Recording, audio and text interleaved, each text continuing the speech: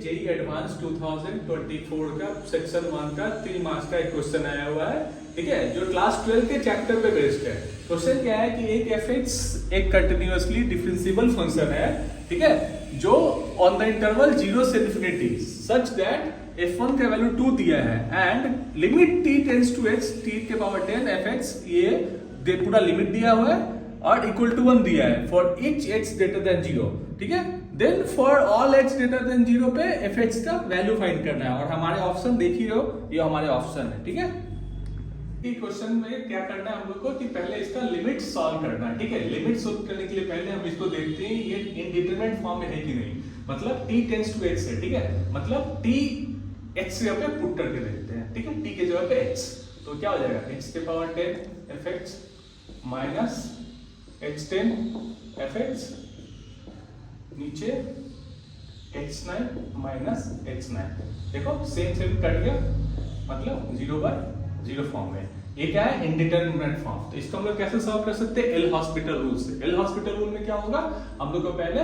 ये वाला ऊपर डिफरेंशिएट करना पड़ता है, नीचे डिफरेंशिएट करना पड़ता है। सिर्फ ये ध्यान देना होता है कि किसके रिस्पेक्ट में, क्योंकि यहाँ t है तो विद रिस्पेक्ट टू t करेंगे, मतलब डिफरेंशिएट अगर हम लोग ऊपर वाला को करें, ठीक है,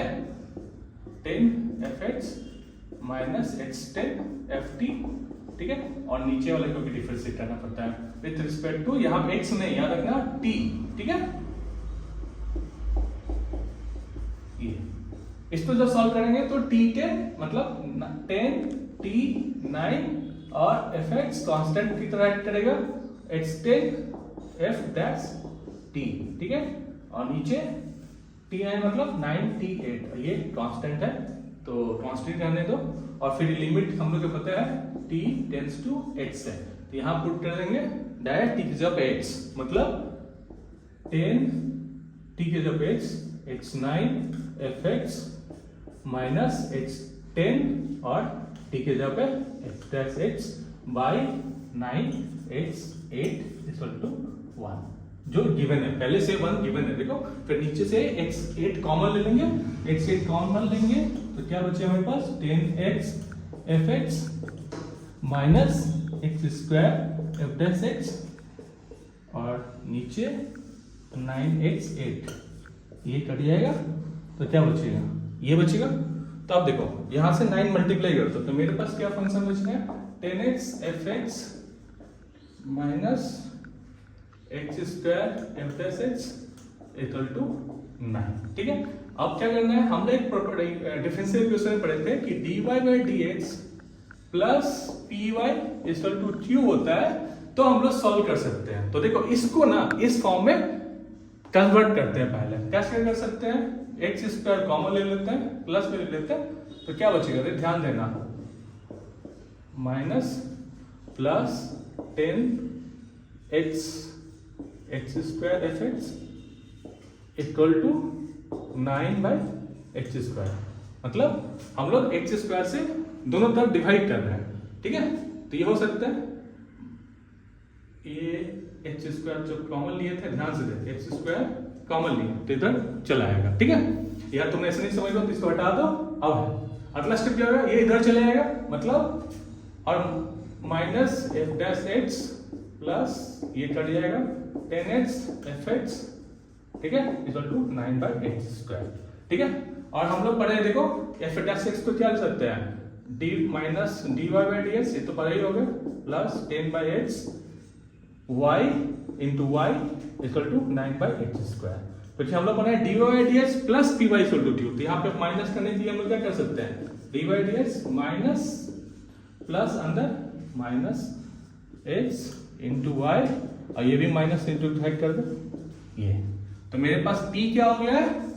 माइनस 10/x और q क्या आ गया माइनस 9/x स्क्वायर, ठीक है। अब हम लोग इसको सॉल्व करेंगे, इस फॉर्म में लाएंगे, ये वाला फॉर्म है, ठीक है, इसको रब कर लेते हैं जल्दी से,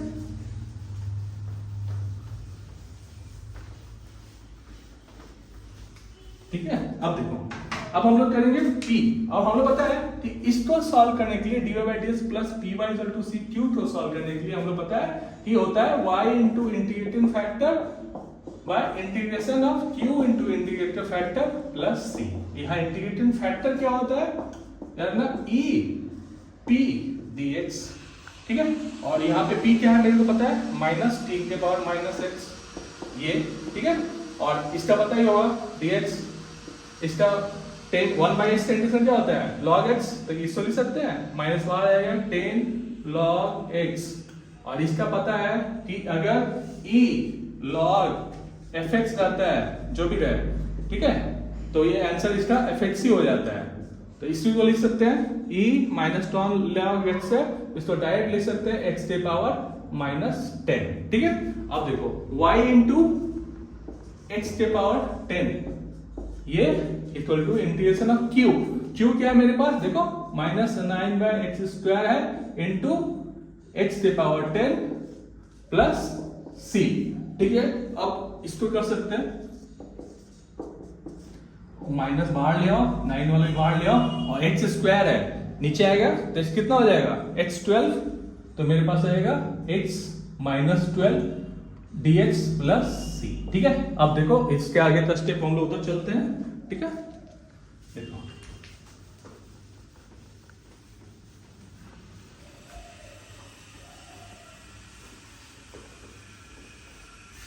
अब देखो ये हुआ। अब x² माइनस 12 है, इसको लिख सकते हैं इस तरह, देखो y into x power minus 10 equal to minus 9 into x12 plus 1 नीचे माइनस 12 प्लस 1 प्लस c, क्या हो जाएगा x माइनस 11, ठीक है, और माइनस 11 और इंटू x के पावर 11 प्लस c, ठीक है, y into x minus 2,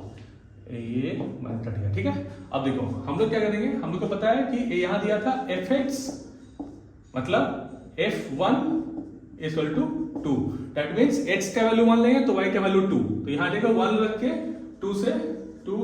by putting the value of x और y, ये जो मेरा इक्वेशन है उसमें, जिससे हम लोग क्या करेंगे c का वैल्यू निकालेंगे। ये इंटीग्रेशन में जब थोड़ा डिफरेंशियल इक्वेशन में डिटेल में पढ़ोगे तो पूरा समझ में आएगा। तो ये हो जाएगा 9/11 प्लस c, इधर माइनस करेंगे कितना हो गया 22 माइनस 9 13/11 इक्वल टू c। ये समझ रहे हो ना, x का वैल्यू यहाँ 1 की है, y का वैल्यू 2 की है, तब आएगा मेरे पास ये आएगा। अब देखो अब इसी को c को यहाँ पुट कर देना है, मतलब y इंटू एक्स के पावर माइनस 10 9/11 इंटू एक्स के पावर 11 प्लस 13/11, और y ही fx है, y इधर क्या आ जाएगा डिवाइड कर देंगे इधर, ठीक है, तो 9/11 इंटू x/11, ठीक है, और ये डिवाइड कर रहे हैं मतलब नीचे x के पावर 10 हो जाएगा प्लस 13/11 x के पावर 10, ये कट जाएगा एक x, ये कट के ये कट जाएगा, तो क्या बचेगा फिर 9/11 इंटू 1/x प्लस 13/11 x के पावर 10, ये मेरा fx है, क्योंकि पता है y इक्वल टू fx है। ये है आपका डिटेल सोल्यूशन। अच्छा लगे तो please subscribe our video channel. Thank you.